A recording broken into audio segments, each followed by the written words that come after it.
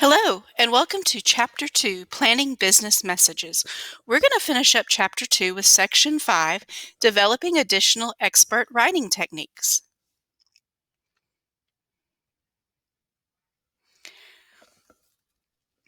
Positive language is better than negative language. That sounds like a no-brainer. But positive language generally conveys more information than negative language does. They're more uplifting and pleasant to read. They tell what is and what can be done rather than what isn't and what can't be done. And ultimately, negative words create ill will. So let's look at some examples. And the way you should say it is, this plan definitely can succeed if we obtain management approval, rather than this plan definitely can't succeed if we don't obtain management approval. Just making it a positive set of words instead of a negative set of words gives hope. And again, doesn't create that feeling of ill will that the next example definitely would. Luckily, the person wrote, "We look forward to completing your order as soon as we receive your credit card number," instead of, "You failed to include your credit card number, so we can't mail your order." Another important part of business writing is to express courtesy. Maintaining a courteous tone involves not just guarding against rudeness, but also avoiding words that sound demeaning or preachy. Expressions such as "you should," "you must," and "you have to" cause people to instinctively react with, "Oh yeah? Who's going to make me?" One remedy is to turn these demands into rhetorical questions that begin with the phrase, "Will you please?" And also, given reasons for request also softens the tone.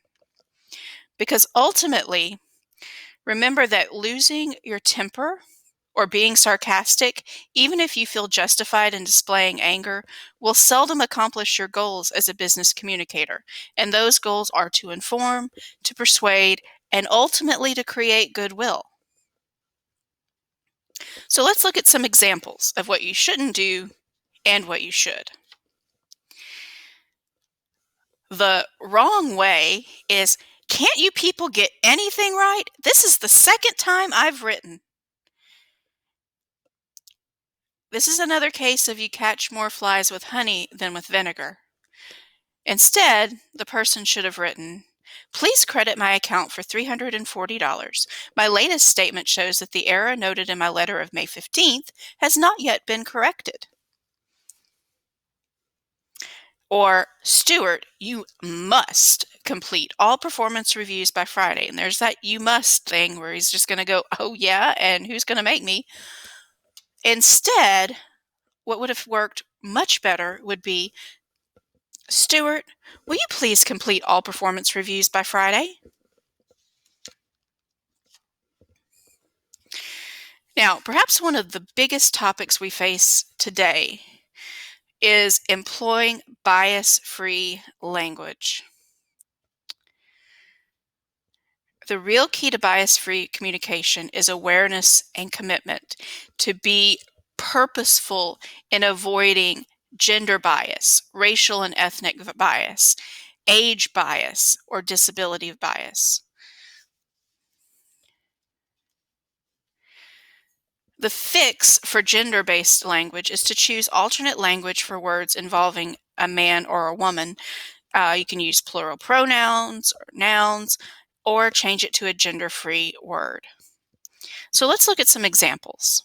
Instead of saying "female doctor," "woman attorney," and "cleaning woman," change it to "doctor," "attorney," "cleaner." Or instead of saying "the teacher she," maybe changing it to "teachers they" to be more inclusive. To keep it from being racially or ethnically biased, simply leave out the proper adjective that would be offensive unless it's necessary for the understanding. Do we really need to know if it was an Indian architect in that first example? No, we can say an architect was hired. Do we really need to know that James Lee was African American? No, we just need to know that the applicant, James Lee, applied.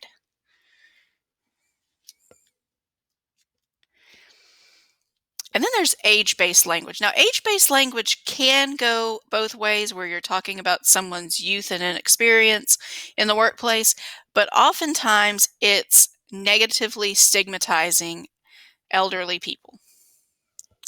So you specify the age only when it is relevant.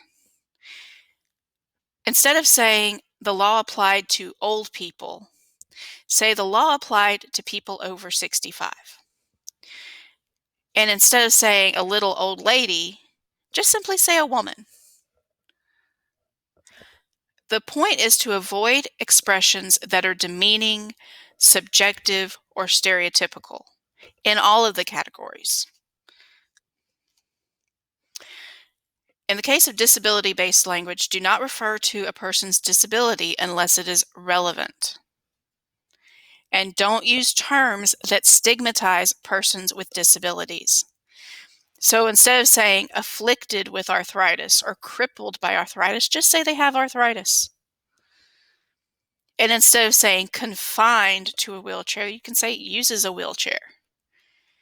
And another thing that you're going to find out when you work on one of the activities for this chapter is that it is now more acceptable, instead of saying a disabled person, say a person with disabilities, because then the disability is not defining the person. Instead of saying an asthmatic student, say a student who has asthma. There the focus is on the person themselves, not the disability defining them. And you want to try to use plain language and familiar words. As we saw previously, you don't want to use language that's going to confuse your audience. But you don't want to avoid a big word if it conveys your idea in the most efficient and appropriate way for your audience. That goal, again, is to shun pompous and pretentious language. Language that sounds like you're trying to sound like you're better than your audience. Some of those words like expropriate and all of those that were in that really formal column from the previous lesson.